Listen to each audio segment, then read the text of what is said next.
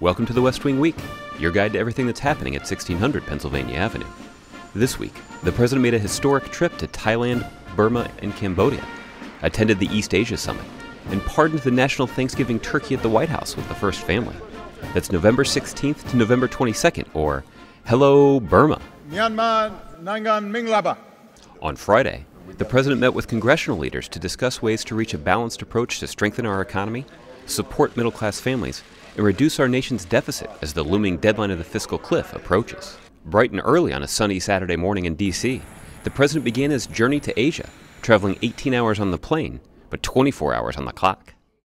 On Sunday afternoon, he arrived in the Kingdom of Thailand, America's oldest ally in Asia. On his first trip abroad since his re-election, the president met up with the Secretary of State and kicked off his visit at the stunning Wat Po Royal Monastery, where the head monk introduced him to sacred Buddhas in exchange for removing his shoes. Then it was on to the Government House of Thailand for his official welcome ceremony, guest book signing, and bilateral meeting with Prime Minister Shinawatra. Later, the two leaders hosted a news conference before adjourning to a formal official dinner. On the way to his hotel, he made a stop to thank the embassy staff for all their work on behalf of the United States, and to give a special thanks to some of the youngest family members in the crowd. On Monday, the President and Secretary of State began a truly historic journey to Burma, the first for an American president, on their last foreign trip together. After a colorful arrival ceremony, they were greeted by thousands of people lining the street as they traveled to meet with President Thein Sein for a bilateral meeting at the Parliament building. And then to the Shwedagon Pagoda, the holiest cultural site in Burma. This is about nearly 250 years old.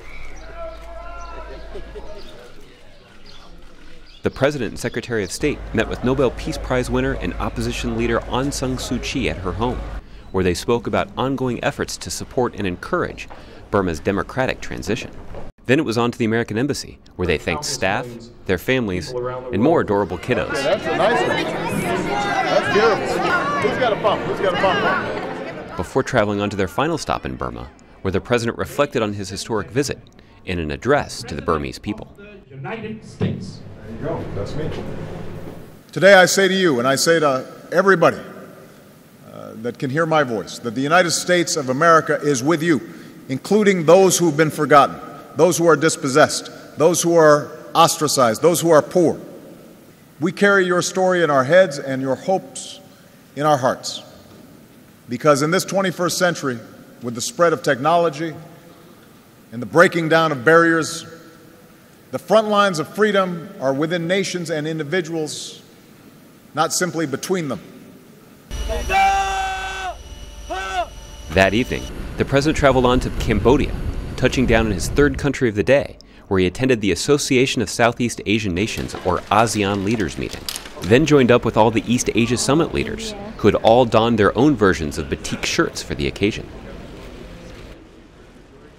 Meanwhile, at the White House, 12 hours away on the clock and on the other side of the globe, the First Lady was hosting the National Arts and Humanities Youth Program Awards, the country's highest honor in this field, which recognizes exemplary programs around the country that foster the creative and intellectual development of America's youth through education.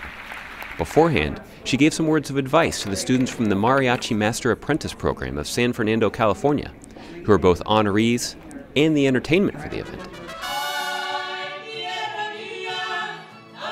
You make all this happen on shoestring budgets. You do it in unbelievable ways, in some of the most difficult circumstances imaginable. But you keep on doing this year after year because you have seen firsthand the transformative power of the arts and arts education in the lives of young people across this country.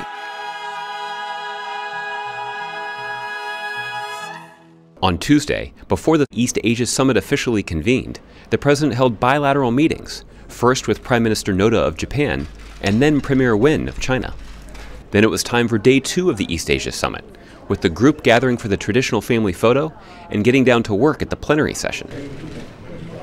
The president capped off his visit by taking some time to thank the embassy staff, their families, and then, well, you guessed it, it was time to go home.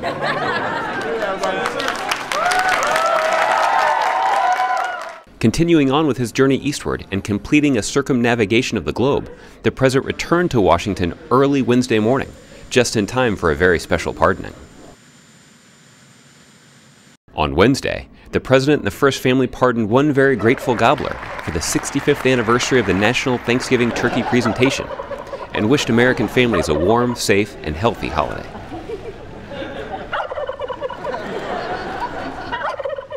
Later, in that same spirit of Thanksgiving, the First Family contributed some time, effort, and elbow grease to a capital area food bank service project, assembling care packages for those in need.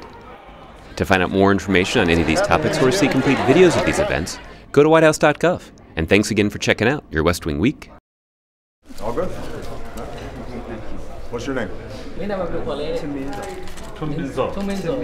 Nice to see you. Timinzo. Barack. That's it.